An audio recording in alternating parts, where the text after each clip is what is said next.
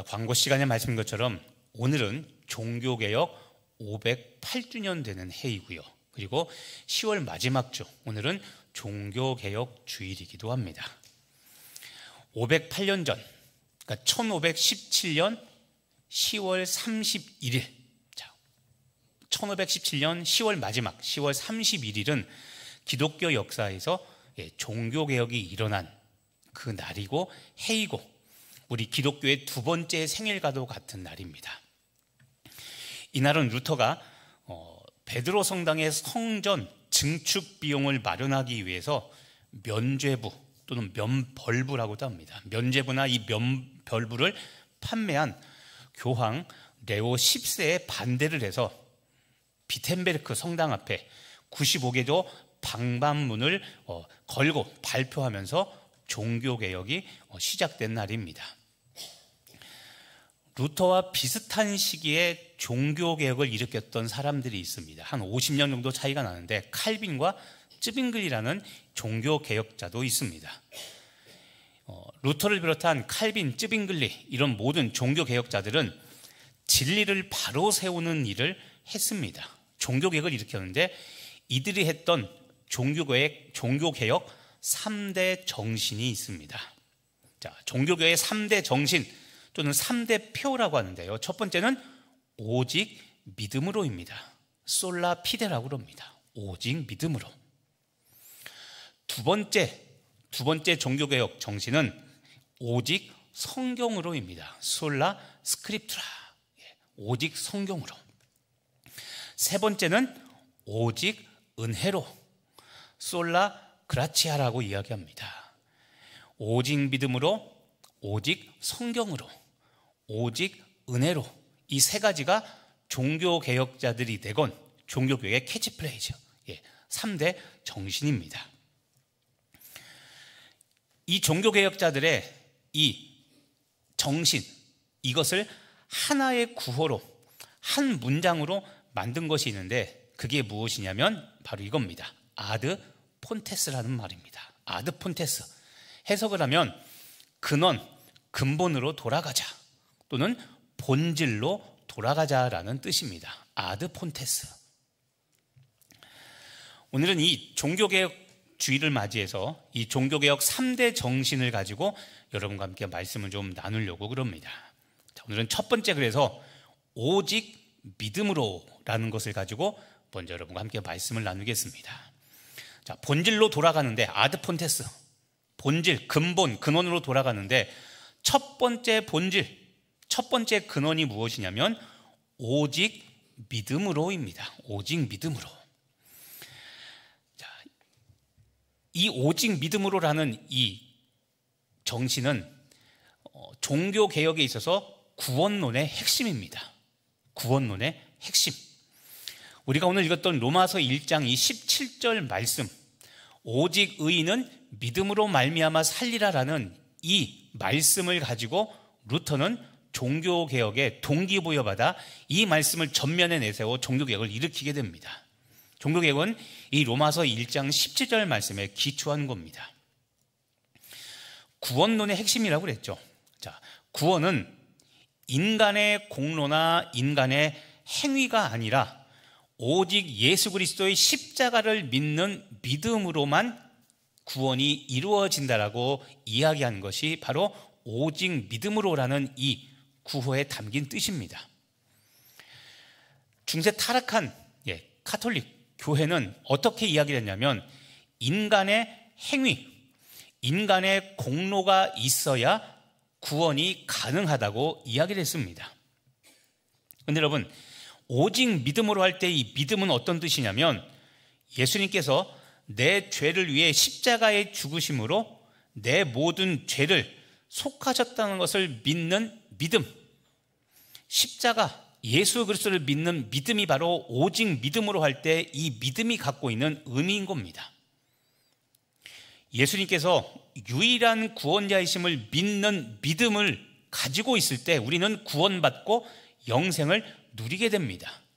근데 중요한 것은 이 구원에 우리의 공로는 단 1%도 0.1%도 없습니다. 구원의 시작은 반드시 믿음입니다. 행위는 절대 들어갈 수 없습니다. 구원은 오직 믿음으로 이루어집니다. 그래서 오늘 종교개혁 508주년을 맞아 우리가 종교개혁의 중요한 가치인 이 진리를 따라 신앙생활을 하고 있는가 여러분에게 질문을 제가 던지는 겁니다. 구원은 오직 믿음으로만 가능합니다. 그런데 조심해야 될 게 있다고 했죠. 오늘 또다시 강조합니다. 오직 믿음으로 구원받는데, 자, 이 귀한 구원의 복음을 거룩하게 살지 않아도 믿기만 하면 구원받는다라고 이렇게 말하거나, 또는 오직 믿음으로 구원받으니까 우리 인간은 불완전해, 우린 다 순종할 수 없어, 그러니까 순종하지 못해도 된다라고 왜곡해서 믿으면 안 됩니다. 그것은 잘못된 믿음입니다. 믿음으로 구원받는 것은 사실인데 믿기만 하면 구원받는다, 제가 이야기했죠. 이것은 구원파의 구원교리와 똑같습니다. 그래서 세월호 이후에 한국교회가 다시 구원론에 대해서 손을 대기 시작했습니다. 어느 누구도 불편해서 말하지 않았는데 세월호 사건 이후에 구원파라는 것이 갑자기 등장하면서 한국교회가 다시 구원론에 대해서 이야기를 하기 시작했죠. 그 중에 중요한 것이 무엇이냐면, 믿기만 하면 천국에 간다고 우린 그렇게 이야기했는데 틀린 말은 아닙니다. 근데 반만 맞다고 그랬죠. 자, 오직 믿음으로라는 이 말은 무엇이냐면, 자, 불순종해도 천국 간다, 거룩하게 살지 않아도 천국 간다는 말이 절대, 구원받는 말이 절대 아닙니다. 자, 만일 여러분 행함 없이 불순종해도, 그러니까 믿기만 하고 우리가 행하지 않고 그냥 불순종을 해도 믿기만 하면 구원받는다는 이런 잘못된 지식과 잘못된 믿음을 갖고 있으면 그런 사람은 오래 신앙생활을 해도 사역의 열매가 없고 인격과 성품의 변화가 없다고 했습니다. 그래서 우리가 아이러니한 게 이런 거였죠. 교회에서 사역을 하면 하나님을 위해서 사역을 하는 건데 하고 나면 꼭 상처받고 그것 때문에 쓰러지고 안 나오는 사람들이 있다고 그랬죠. 뭔가 잘못됐습니다. 그 중에 하나, 잘못된 원인 중에 하나는 지금 말한 믿으면, 믿기만 하면 구원받는다는 생각을 가지고 자기 삶과 인격의 변화가 없이 그냥 그대로 지내는 사람들입니다. 이 말은 예수 믿기 이전의 옛사람, 구습의 모습을 가지고 그냥 살아가는 사람들입니다. 근데 성경은 예수를 믿으면 거룩하게 변화된다고 했지 구습, 옛사람의 모습으로 산다고 절대 말하지 않는다고 그랬죠. 근데 우리는 거룩한 변화가 싫고 믿기만 하면, 믿음, 행함이 아닌 믿기만 하면 구원받는다는 이 말이 우리에게 굉장히 달콤한 유혹입니다. 그래서 믿음만 있으면 됐지 행함은 필요 없다고 생각해서 믿음만 강조하고 거룩한 삶의 변화를 말하지 않는데 이것은 잘못된 구원관이라고 그랬습니다. 이런 사람, 인격과 성품의 변화가 없는 사람, 이것은 구원이 잘못됐거나 뭔가 왜곡된 믿음을 갖고 있는 겁니다. 영적 성숙함이 없이 그냥 영적 어린아이처럼 처음부터 나중까지 계속 그렇게 지내는 것, 이거는 진짜 믿음밖에 없는 반쪽 신자입니다. 근데 여러분, 성경은 믿음과 행함은 반드시 동반된다고 그랬죠. 자, 오직 믿음으로, 이 말은 이런 겁니다. 자, 종교개혁자들 말하는 오직 믿음으로, 이 믿음은 우리가 예수님의 십자가를 믿으면 그 십자가는 우리를 의롭게 하고 거룩하게 합니다. 이것도 역시는 내 노력이 먼저가 아니라 내가 믿으면, 내가 믿을 때 예수님의 십자가는 나를 의롭게 하고 우리를 거룩하게 만듭니다. 내 공로가 아닙니다. 내 노력으로는 의롭게 될 수 없고 내 노력으로는 거룩하게 될 수 없지만 믿을 때 주어지는 하나님의 은혜입니다. 눈에 보이지 않습니다. 그래서 나는 여전히 옛사람처럼 보이지만 보라, 새 것이 되었도다. 우리는 새 사람으로 바뀌게 된 겁니다. 그렇기 때문에 새 사람으로 바뀌었기 때문에 이제는 구습을 따라서 옛사람과 똑같이 행하는 것이 아니라 이제는 거룩함을 행할 능력이 내 안에 주어졌고, 믿음으로 싸우며 나아가면 우리는 성결의 은혜를 누릴 수 있게 되는 겁니다. 기도하며 주의 은혜를 갈구할 때 하나님은 우리에게 성령 세례를 부어주어 구습을 따라 사는 사람이 아니라 새 사람으로 살게 되는 겁니다. 이게 구원입니다. 그래서 제가 여러 번 이야기했죠. 그런데 우리는 이거를 경험하지 못했기 때문에 이 말을 한다고 했죠. 예수 믿어도 안 변한다. 이 거짓말에 속고 우리는 살고 있다고 그랬죠. 예수 믿어도 안 변한 거는 구원받지 못한 겁니다. 그거에 대해서 미련 갖지 말아야 됩니다, 여러분. 예수님의 십자가는 거룩한 변화를 가져오는 능력이지 옛사람 그대로 사는 무능력한 능력이 절대 아닙니다. 부활은 잠시 잠자다가 깨어나는 것이 아니라 완전히 새 사람이 되는 겁니다. 그게 부활입니다. 그래서 기독교는 부활, 믿으면 반드시 거룩하게 변화된다. 이것이 구원이지 예수 믿어도 안 변한다는 이 새빨간 거짓말은 절대 우리가 믿어서는 안 되는 겁니다. 제가 그 얘기했죠. 우리의 경험을 믿지 말고 무엇을 믿어야 됩니까? 하나님의 말씀을 믿으라고 그랬죠. 말씀은 변한다고 하는데 왜 내 경험을 가지고 안 변한다고 말합니까? 자, 그래서 여러분, 오직 믿음, 이 말은 다른 말로 하면 우리를 온전히 변화시키는, 구원하시는 예수님만 바라보고 예수님만 의지하라는 겁니다. 이것이 구원이라는 겁니다. 한 가지 더 나가면 그러면 예수님만 바라보고 예수님만 의지하는 이 믿음이 있으면 어떻게 됩니까? 자, 성경은 말합니다. 우리가 예수님을 믿으면 우리 안에 누가 거하시게 될까요? 그렇죠. 성령님이 우리 안에 내주하신다고 했죠. 안에 거하십니다. 내가 예수님을 구주로 믿고 영접하면, 구주로 고백하면 그거는 내가 하는 것이 아니라 내 안에 성령께서 하신 일입니다. 내 안에 성령께서 내주하고 계십니다. 자, 성령님은 어떤 분이실까요? 성령님은 한자 그대로 표현하면 거룩한 영입니다. 성령이죠. 그래서 자, 예수를 구주로 고백하면 내 안에 성령님이 내주하십니다. 그러면 내 안에 내주하시는 이 성령님은 어떻게 나를 변화시키시냐? 자, 거룩한 영이시기 때문에 내가 하나님의 말씀에 순종하고 내가 거룩하게 변화되도록 나를 이끌어 가십니다. 이게 성령께서 내 안에 하시는 일입니다. 다른 말로 하면 예수를 구주로 영접하면 내 안에 계신 성령님은 나를 거룩하게 인도하십니다. 예전에는 그냥 지나쳤는데 예수를 믿고 나면 거룩한 변화가 생깁니다. 그게 무엇이냐면 선한 양심이 우리 안에 생긴다고 해요. 선한 양심. 예전에는 저 인간 미워하고 저 인간 싫어해도 아무런 양심에 가책이 없는데 어느 날부터는 갑자기 자꾸 저 인간 미워하고 내가 싫어하는 게 내 안에 자꾸 양심에, 신앙 양심에 걸리는 겁니다. 싫어하는 건 사실인데 사랑해야 된다는 하나님의 말씀 앞에 내가 직면하게 되는 겁니다. 그럼 그때부터 내적 갈등이 일어나게 되는 거죠. 자, 이것이 일어나는 것, 이 선한 양심이 작동하는 게 무슨 원리냐면 내 안에 성령께서 역사하시는 겁니다. 구습을 따라 살게 하지 않고 새 사람이 되어서 살게 나를 이끄시는 겁니다. 자, 이때 필요한 게 이 성령께서 나를 선하게 인도하심을 믿는 믿음이 필요하고 그 다음 나의 행동이 필요한 겁니다. 믿음의 결단이죠. 의지입니다. 구습을 따라 살려는 육체의 욕심을 따라가지 말고 내 안에 선한 길로 인도하시는 하나님의 역사, 성령의 인도하심에 맡기고 그 성령의 선한 양심으로 간구하시는 그 소리에 내가 순종해야 되는 겁니다. 비록 말도 섞기 싫고 쳐다보기도 싫지만 가서 잘 지냈어? 어떻게 지내? 말 한마디 하고 노력하고 행하는 것, 이것이 있어야 내가 구습을 따라 살지 않고 거룩한 하나님의 모습을 따라 사는 하나님의 역사가 내 안에 펼쳐지는 겁니다. 그게 변화인 겁니다. 그게 거룩함이죠.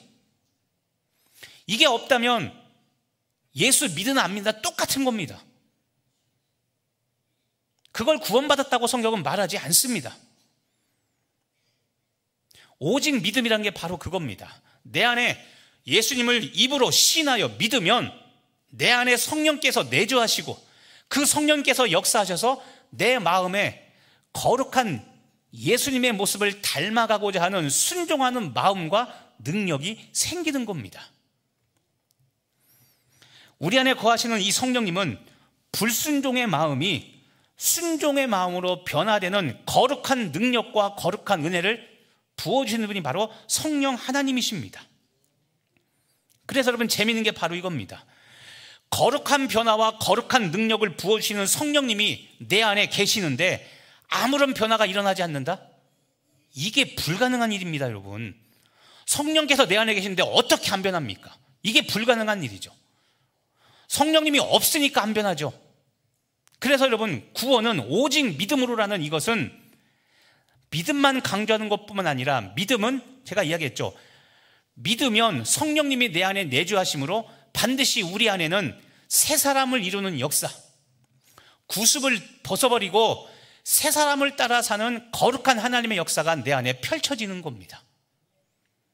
구원받으면, 그래서 온전한 구원을 받으면 예배를 사모하고 예수님의 모습을 닮기를 간절히 소망하고, 거룩하게 살지 못하는 내 모습이 있으면 가슴치며 내가 뼈저리게 후회하고 왜 내가 거룩하지 못할까 고민하게 되는 겁니다.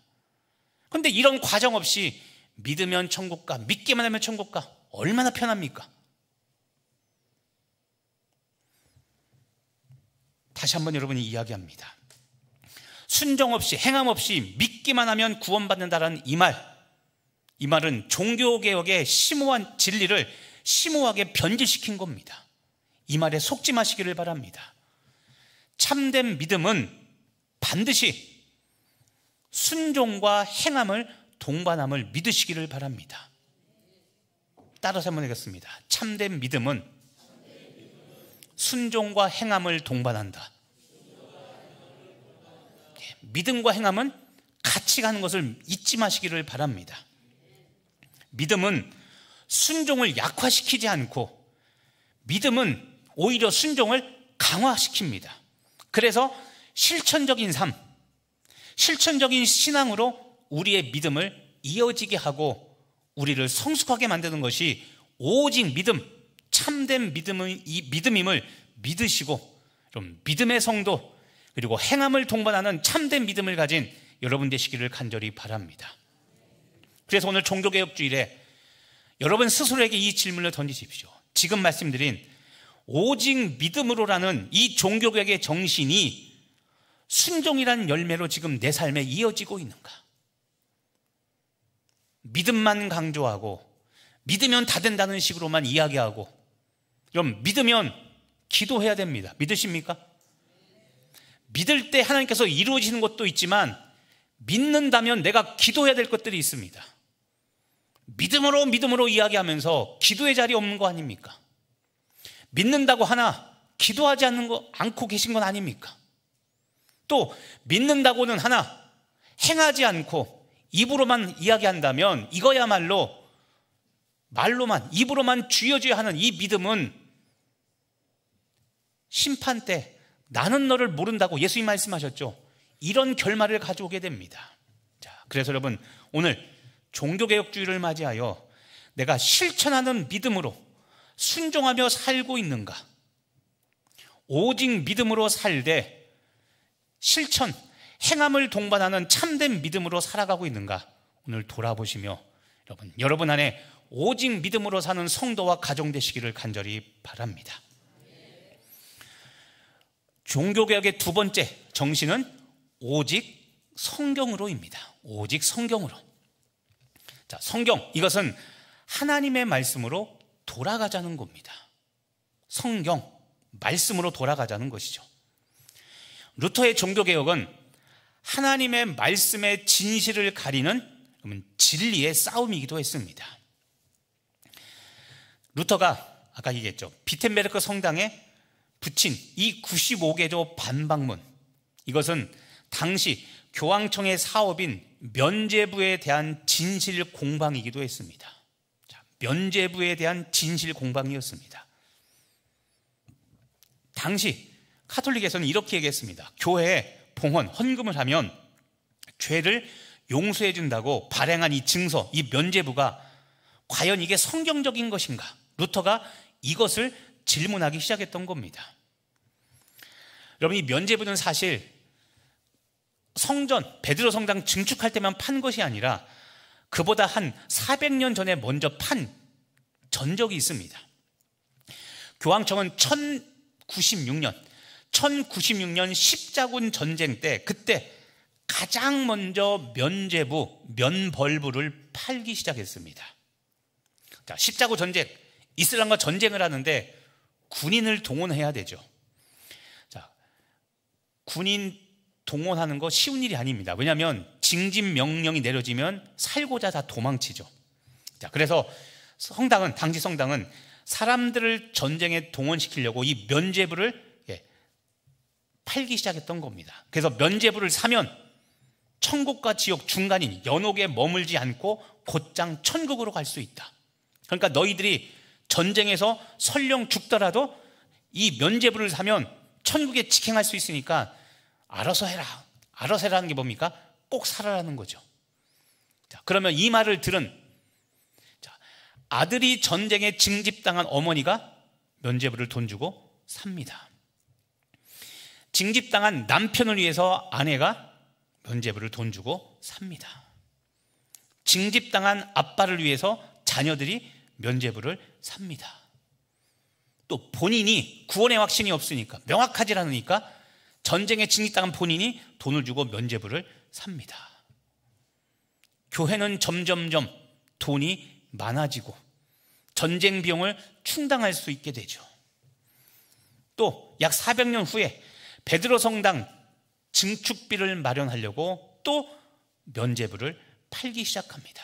이것을 사면 연옥으로부터 벗어나 천국으로 직행할 수 있다. 많은 사람들이 자기 공로, 자기 행함, 믿음이 부족한 이것을 면죄부를 돈 주고 사서 행함으로 퉁치려는 이 생각에 빠져 면죄부를 사기 시작합니다.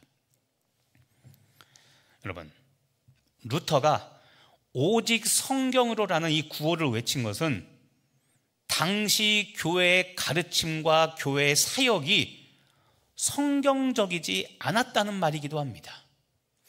하나님의 말씀, 성경으로 돌아가자라고 했는데 이 말이 뭡니까? 성경으로 간다는 말은 성경에서 벗어나 있다는 겁니다. 성경적이지 않았다는 겁니다. 그러니까 성경으로 돌아가자는 것이죠. 그러니까 오직 성경으로 루터가 외친 이것은 당시 교회의 말씀과 사역과 모든 것들이 성경적이지 않았다는 겁니다.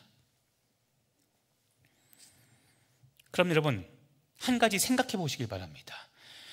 성직자들이 비성경적인 것을 가르치고 행한다면 듣는 성도들이 봤을 때 이건 아닌 것 같은데 라고 따져 물을 수 있지 않습니까?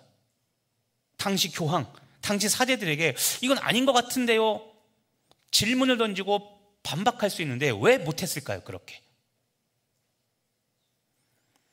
왜냐하면 성도들이 성경에 대해서 무지했기 때문에 그런 겁니다.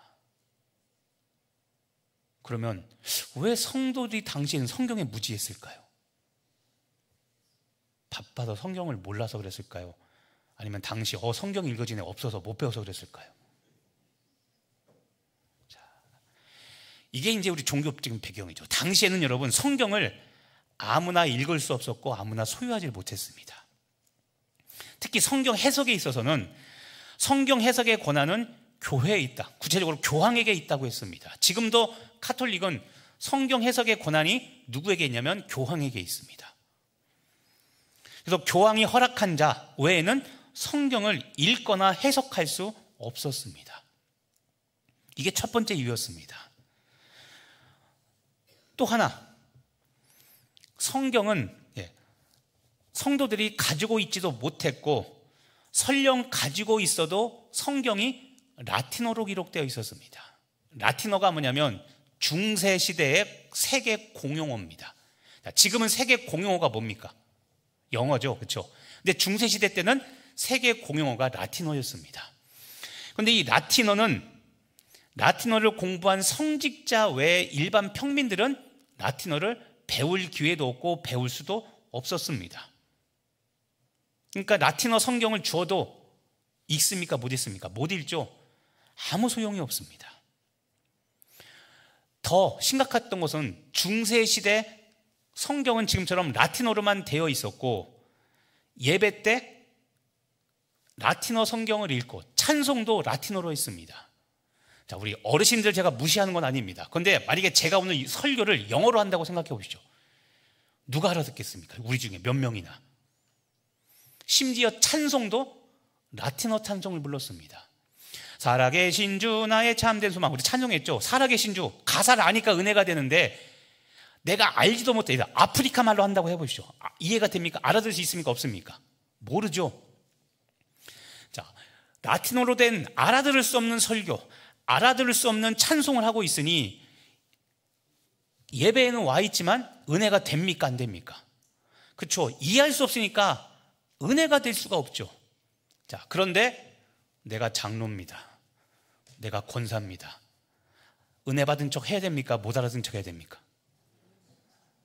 그렇죠. 알아듣는 척 해야 되잖아요. 그러니까 알지도 못하는데 샬라샬라하고 있는데 아멘, 아멘. 그리고 예배 끝나고 나가면서 어떻게 할까요? 오늘 말씀에 참 말씀 은혜로웠죠? 알아듣지도 못했는데. 그러니까 이게 타락한 중생의 모습이에요. 뭐예요? 형식입니다. 형식주의. 은혜는 없는데 은혜 받은 척, 형식으로 신앙이 치우치는 겁니다. 그래서 루터가 종교개혁을 일으켰죠. 그리고 종교개혁을 일으킨 루터가 가장 먼저 했던 몇 가지 중에 대표적인 게 뭐냐면 바로 성경을 번역한 겁니다.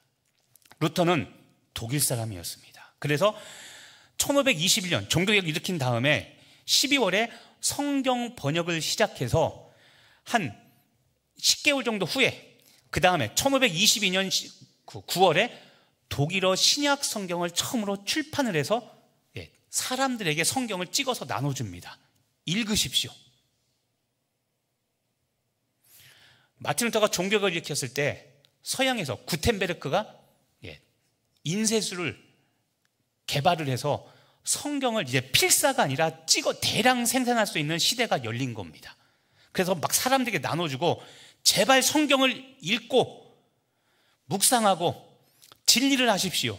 그래야, 루터도 사제였습니다. 나 같은 사제들이 거짓말 해도 여러분들이 구분해서 진리를 알고 거절할 수 있고 받아들이고, 지금처럼 헛된 구원을 말해도 여러분이 구분해서 알아들 수 있습니다.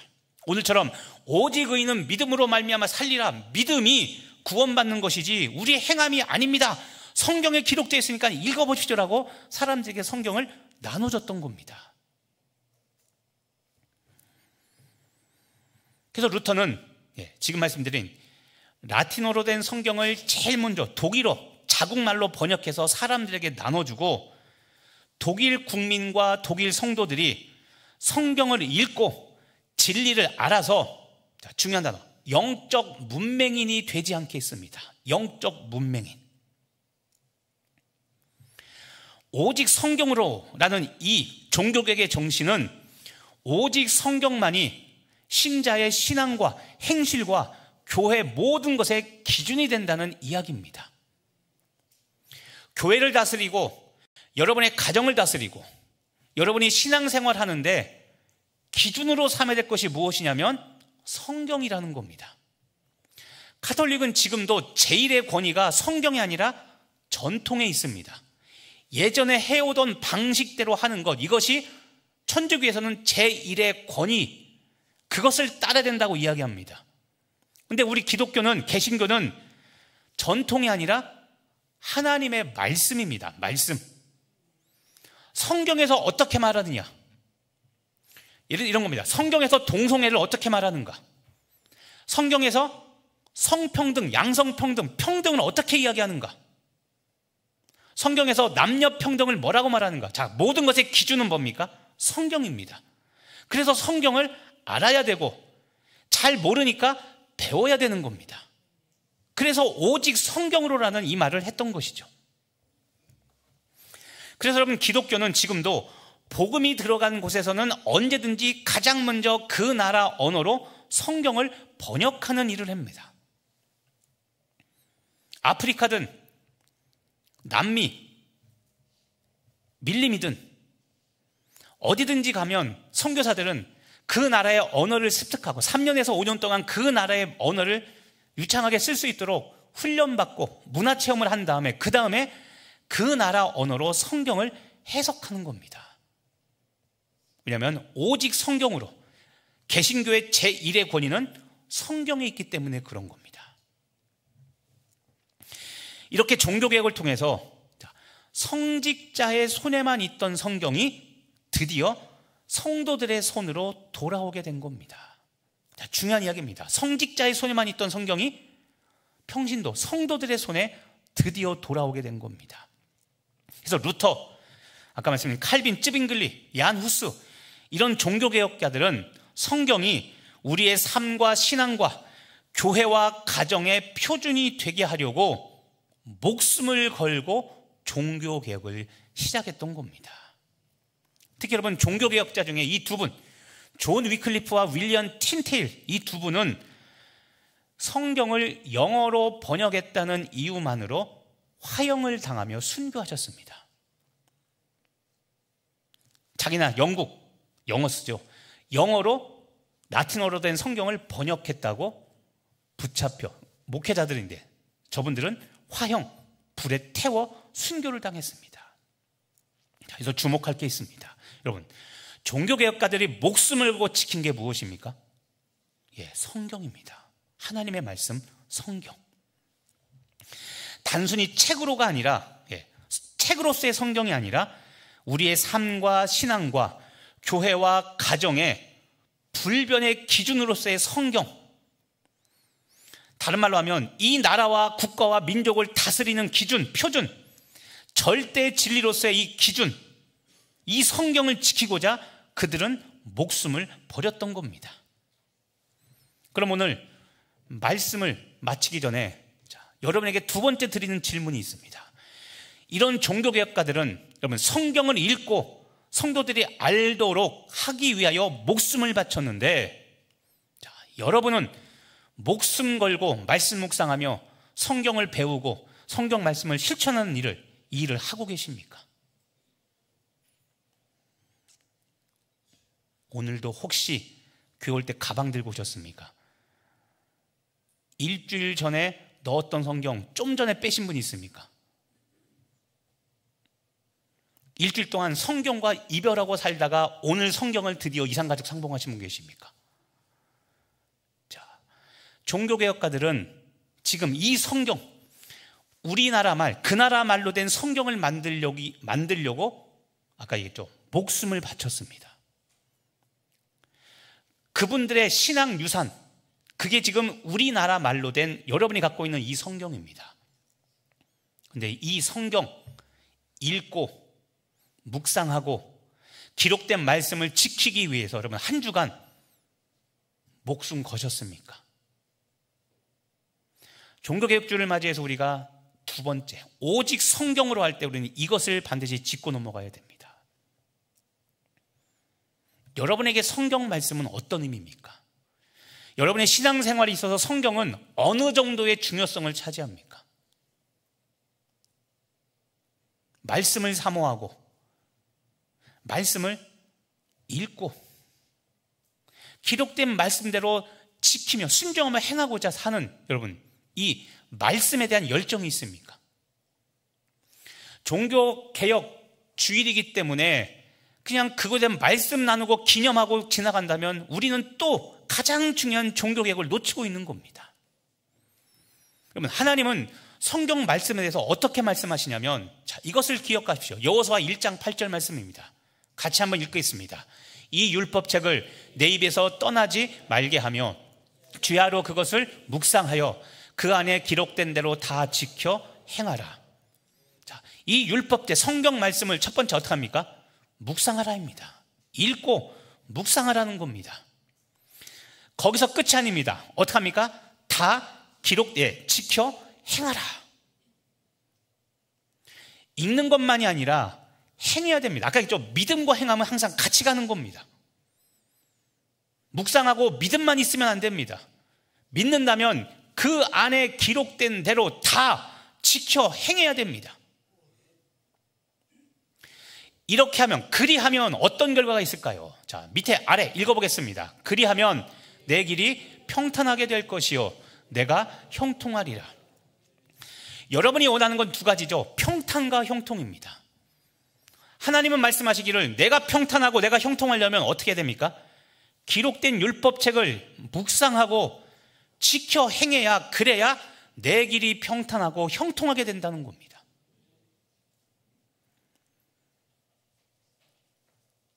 저는 이거 반대합니다. 개인적인 제 생각이지만 제가 있는 동안에 아마 이 일을 안 하게 될 겁니다. 송구영신 예배 때 말씀 뽑는 건 안 할 겁니다. 그게 기복신앙 중에 대표적인 겁니다. 한국이 버려야 될 기복신앙. 1년 동안 말씀은 읽지도 않고 주일에 한 번 듣는 게, 일주일에 말씀 듣는 게 전부인데, 송구영 때 와서 그 하나 뽑고 TV 앞에 아니면 거실 액자 밑에 딱 붙여놓고 올해 뽑은 말씀, 올해 뽑았는데 거기에 내가 나아가도 못 받고 들어가도 못 받고 내 떡광주도 막 이런 거 복받, 이런 말 하면 되게 좋아하죠. 십자가 지고 충성한 헌, 이 말 들으면 아우, 재수입니까 여러분? 재수 말씀이? 이거 제발 한국교회가 버려야 됩니다. 주야로 그것을 묵상하라고 했죠. 낮이건 밤이건 말씀을 묵상하고, 묵상한 말씀을 날마다 지켜 행해야 됩니다. 이게 오직 성경으로 사는 방법입니다.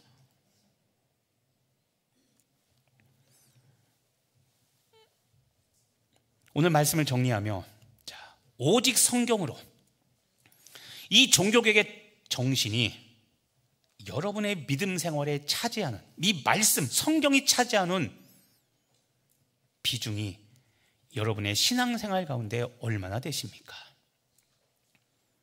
하나님의 말씀이 여러분의 생각과 행동, 여러분의 판단과 생각에 미치는 영향력이 어느 정도 됩니까?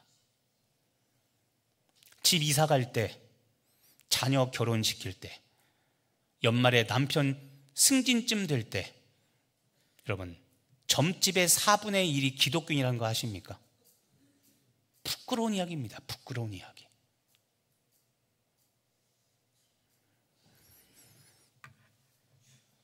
이 시대에 여러분은 무엇을 따라 살고 계십니까? 디지털 시대죠. AI 시대입니다. 기록된 이런 것들은 아날로그 문명입니다. 그런데 여러분, 성경은 영원한 가치가 있습니다. 기록된 성경 말씀이든 유튜브로 온라인으로 말씀과 예배를 보든 말씀은 널렸습니다. 문제는 보지 않고 읽지 않는다는 겁니다. 말세 기근이 임하리니 양식이 없어 주림이 아니요 물이 없어 가람이 아니요 여호와의 말씀이 없는 기근이 임한다고 했습니다. 그런데 여러분, 종교개혁자들은 목숨 걸고 자국어 성경을 만들어줬는데 여러분들은 이 성경과 동행하고 말씀과 날마다 동행하고 계십니까? 주일에 한 번 이산가족 면회하듯이 만나고 계십니까? 설교 초반에 언급했던 아드폰테스, 근본으로 돌아가자, 본질로 돌아가자, 이것을 다시 한번 보며 마치려고 그럽니다. 돌아가자고 그러죠. 근본, 본질로 돌아가자. 여러분, 우리가 돌아가야 될 곳이 있습니다. 어디일까요? 호세아 6장 1절 말씀입니다. 오라 우리가 여호와께로 돌아가자. 종교개혁의 여러분, 구호 중 굉장히 또 아드폰테처럼 중요한 문장 하나가 있습니다. 자, 한번 읽어보겠습니다. 개혁된 교회는 항상 개혁되어야 한다. 기억하시기 바랍니다. 한 번 개혁됐다고 해서 그것이 끝이 절대 아닙니다. 항상 개혁돼야 됩니다. 그래서 라틴어로 에클레시아, 레포르만타, 셈페르, 레포르만다, 에클레시아, 교회입니다. 에클레시아, 교회는, 개혁된 교회는 항상 개혁돼야 됩니다.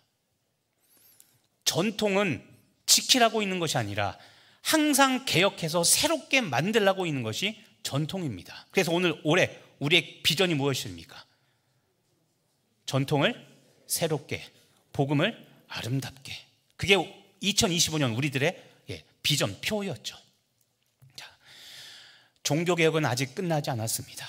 21세기 디지털 시대에 맞게 지금도 진행 중이며, 우리가 이 시대에 맞게 우리의 기독교, 복음은 우리가 손대지 않지만, 복음은 절대 손대서 안 됩니다. 복음은 그대로 있지만 이 시대의 문화와 이 시대의 언어에 맞게 어떻게 우리가 이 복음을 전달할 것인가, 이것이 지금도 우리가 해야 될 사명이자 이 시대의 종교 개혁입니다.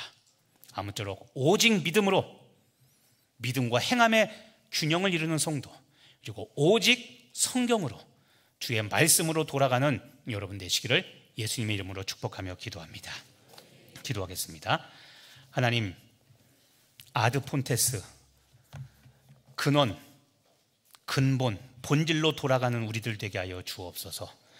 개혁된 교회는 항상 개혁되어야 되는 것처럼 우리가 갖고 있는 소중한 사중복음의 전통을 이 시대에 어떻게 새로운 전통으로, 본질은 훼손시키지 않은 채 이 시대의 문화와 언어로 우리가 어떻게 해석해서 전달할 것인지, 이 시대의 종교개혁을 이루는 우리 강릉 성결교회와 우리 49개 성결교단, 교회들, 강릉 지역의 교회들 되게 하여 주옵소서. 예수님의 이름으로 기도합니다.